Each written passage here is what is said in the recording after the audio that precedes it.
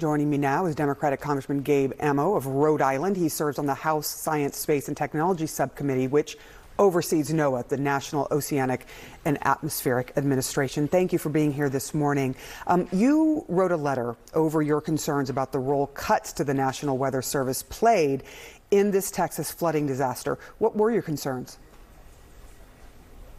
Well, first off, I want to extend my condolences to the families of the victims, to the survivors, and gratitude to all the first responders.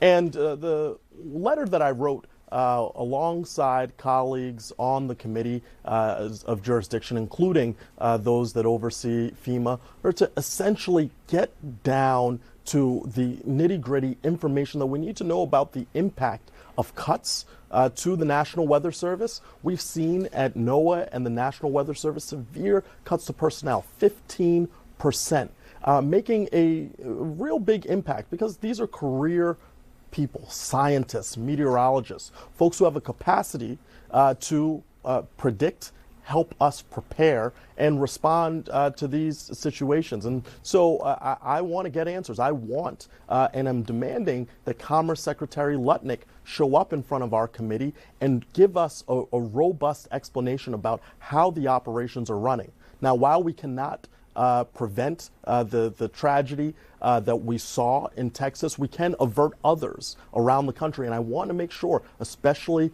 where we have a forecasted busy severe weather season, that we have the people in place to predict and prepare. Are you saying you think that the Weather Service, because of the cuts, is partly to blame for not getting the warning out soon enough to people? No, I can't say that definitively, but we need answers, and we need to understand the impact of those cuts. When you see personnel moved around, terminated in a really haphazard fashion, as we've seen over the last several months, we don't have a full reading and understanding. And I don't mean to ascribe blame, but what I want to understand is how the operations are working and how we can be prepared for what could happen across this country later on during this storm season. The potential impacts those cuts have made. Understood. I want to move on to some other subjects. President Trump and now Russell Vought, the director of the Office of Management and Budget, are going after Fed Chairman Jerome Powell. They are saying he broke the law now when it comes to renovations to the department. What do you see happening here?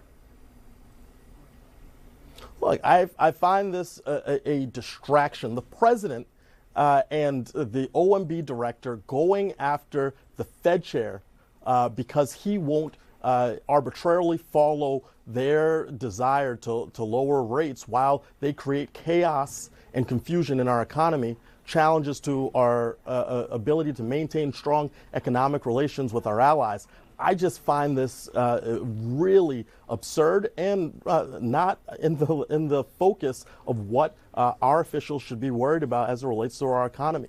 Because when I look at the actions of the Trump administration over the last several weeks and seeing the levers of tariffs arbitrarily raised and lifted, August 1 deadlines, all sorts of chaos. I talk to manufacturers in my home state of Rhode Island, and they say, I can't make plans, I can't predict. So I'm not going to focus on furniture and decorations when we need to focus on the economy and how people are experiencing high costs.